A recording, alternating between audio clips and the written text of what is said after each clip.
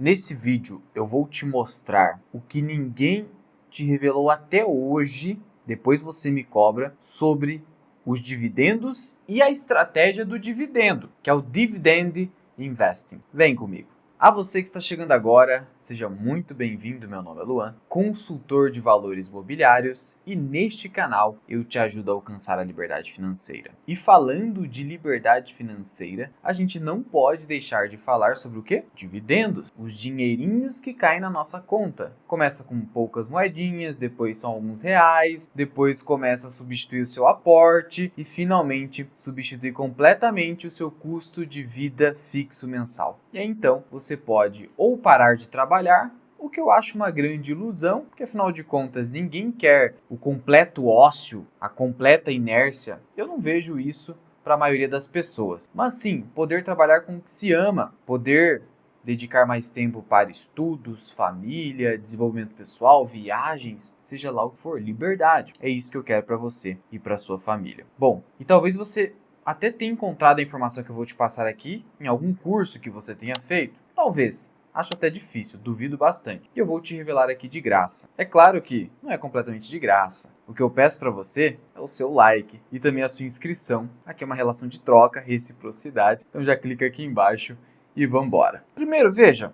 Esse aqui é o Ibovespa, o principal índice do mercado de ações no Brasil. Esse índice, ele é ruim. Por que ele é ruim? Porque ele é um índice que é concentrado em poucas empresas, você tem pouco mais de 60 empresas, e é concentrado em empresas da velha economia e principalmente de commodities. E o pior de tudo, é um índice que é formado, é uma carteira teórica, ela não existe de verdade. Ele é formado por empresas a partir do seu índice de negociabilidade. Que é isso? Basicamente, a liquidez. E entra no cálculo da liquidez posições vendidas, quando alguém aluga suas ações para operar vendido a descoberto. Isso. Então veja que o critério é basicamente liquidez. Esse não é um bom critério. O melhor dos critérios é quando você utiliza a capitalização de mercado, como ocorre com o S&P 500, que reúne as 500 maiores empresas listadas nos Estados Unidos. É o tipo de índice que só coloca as melhores e vai excluindo, vai fazendo a limpeza das piores. O Ibovespa até consegue excluir algumas, mas os critérios não são muito bons. Além disso, é um índice que acaba sendo pior que o índice de dividendos, também calculado pela B3. E esse índice de dividendos, ele acaba usando como fator principal de escolha a empresa ser uma boa pagadora de dividendo. E aí, esse índice bate de lavada o Ibovespa. Porque a gente sabe que o Ibovespa não vem performando muito bem, pelo menos nos últimos 10 anos. Mas o IDIV não foi bem assim. O IDIV, ele deu um bom retorno. Eu vou te mostrar aqui. Esse aqui é o IDIV. Você consegue olhar esse índice aqui no Investidor 10. Você vai notar, já no primeiro momento, que além dele subir mais que o Ibovespa, ele cai menos, que é o que a gente busca. Algo com menor volatilidade,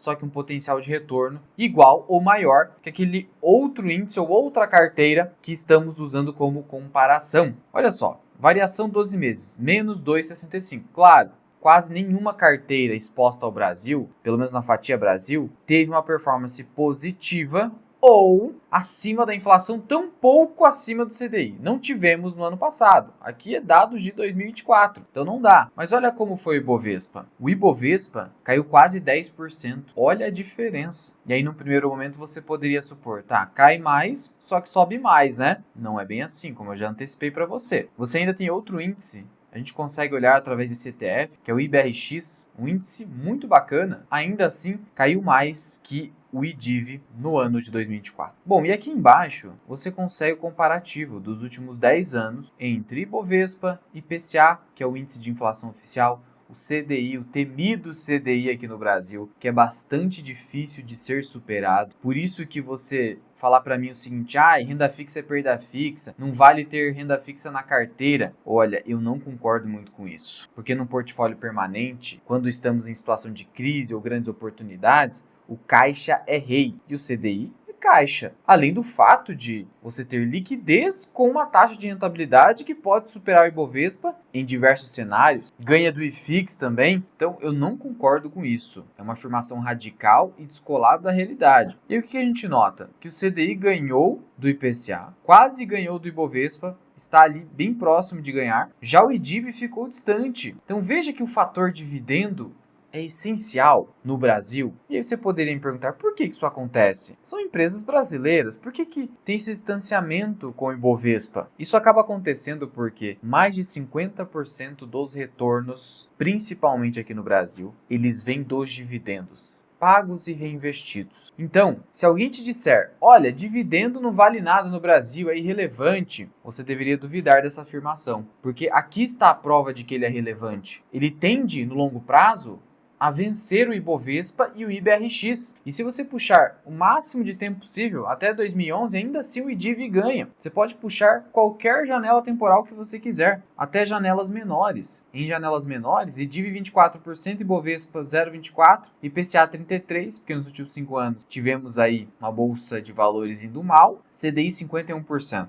Realmente, os últimos 5 anos foram desesperadores. Mas é importante também ressaltar que, quando você tem queda nas ações e pode continuar reaportando, reaplicando, reinvestindo, você consegue melhorar os seus retornos. Vimos isso acontecendo em 2023. Além disso, somente o dividendo é capaz de fazer com que o seu dinheiro ele cresça automaticamente. O seu dinheiro crescendo automaticamente. O que eu quero dizer com isso? Você compra o ativo, compra a ação e não precisa mais fazer nada e desde que você tenha tomado uma boa decisão de investimento, uma decisão inteligente, você vai ter o seu patrimônio crescendo sozinho. Isso é muito legal, ainda mais com empresas que pagam bons dividendos. E no Brasil, o dividendo ele é isento de imposto de renda. Por ser isento de imposto de renda, ele acaba sendo mais interessante que o ganho de capital. Porque o ganho de capital, em algum momento, ele será tributado. Ah não, Luan, mas basta eu não vender a ação? Mas não é bem assim. Por quê? Na prática, você só está postecipando, você só está diferindo o pagamento do imposto. Em algum momento ele será pago, ainda que depois da sua morte. Então você só está mandando para frente isso. Então note que o dividendo, ainda isento, claro que essa discussão sempre vem à tona, se deve ou não ser isento, não sei qual a sua opinião, já comenta aqui embaixo, mas ainda isento, ele tem uma vantagem fiscal em relação ao ganho de capital ou a recompra de ações. Isso é inegável, é matemática, do ponto de vista tributário. Sem falar que o dividendo, como ele é dinheiro corrente na sua conta, ele está reduzindo o seu risco como acionista. O acionista que não recebe dividendo, ele está assumindo um risco superior, porque afinal de contas, se ele não vender as ações, ele de fato ainda não conseguiu realizar o retorno que ele acumulou. Ele precisa vender. Ah, Luan, mas qual é o problema de fazer venda? Venda gera tributo. E venda depende de timing, depende de você vender no momento certo. Ah, Luan, mas é possível vender no momento certo? Olha, exatamente no momento certo, não. Mas, entendendo os ciclos econômicos, aonde nós estamos, como diz Howard Marks, isso é possível e provável de ser executado ao investidor atento, independente e preparado. E o investidor com essas características é o investidor que com certeza participou do Formação Mirai Investing. É lá no Formação Mirai Investing, o FMI, onde você vai aprender como em nenhum outro lugar sobre ciclos econômicos, ciclos da bolsa de valores, como escolher de forma inteligente e segura ações, fundos imobiliários, investimentos no exterior, ter uma carteira completa, com muito aprofundamento, por um valor que é irrisório frente ao valor que é entregue nesse treinamento. E aqui vai o recado importante. Essa será a última turma do Formação Mirai Investing. A última. Eu vou encerrar por completo esse treinamento ao final desse mês. Esse é o último mês para você garantir a sua vaga no FMI. E quanto à qualidade do curso, você não precisa acreditar em mim. Acredite no Daniel. Veja o que ele diz. Fala galera, Daniel Maciel aqui. Para quem tá com dúvida aí se faz ou não o curso do Luan, só digo uma coisa a vocês: façam. O melhor investimento que eu já fiz na minha vida relacionado a conhecimento de investimento. Eu já fiz vários cursos de gente muito famosa aí no mercado, que eu posso falar com propriedade que não chega nem aos pés do curso do Luan. E posso dizer que o curso do Luan provavelmente será o último, né, que eu faço, porque foi o único que me deixou com conhecimento suficiente para me sentir um investidor independente. Com ele realmente você vai virar um investidor independente. Já fiz muitos cursos por aí, mas nenhum se compara ao dele.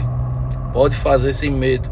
Portanto, garanta sua vaga na última turma definitiva do FMI. E para você que quiser participar dessa última turma, eu vou deixar aqui um cupom para você com 25% de desconto por ter acompanhado o canal e estar aqui nesse vídeo. e o cupom é LASTFMI. Pode pausar e fazer a inscrição para garantir. Te espero lá. E voltando aqui, agora eu vou te mostrar essa informação que ninguém te revela por aí, que é a seguinte: além dessa vantagem fiscal e desse fator dividendo que produz retornos superiores ao Ibovespa, ao IBRX, ao IFIX, ao CDI no longo prazo aqui no Brasil, mostrando que não há como você ignorar essa estratégia, pelo menos na sua parcela de investimentos no Brasil, o dividendo ele te permite realizar os seus lucros sem fazer vendas. Como assim, Luan? Realizar os lucros sem fazer vendas? A Receita Federal vai te pegar, Luan. Você tá falando esse tipo de coisa aí? Como assim? Calma, tem nada de legal aqui. É perfeitamente legal. É que você nem percebe. Vamos lá. Deixa eu pegar aqui uma ação de dividendo. Banco do Brasil. Uma ação que paga um dividendo enorme por conta dessa queda. Está com dividend yield acumulado superior a 10%.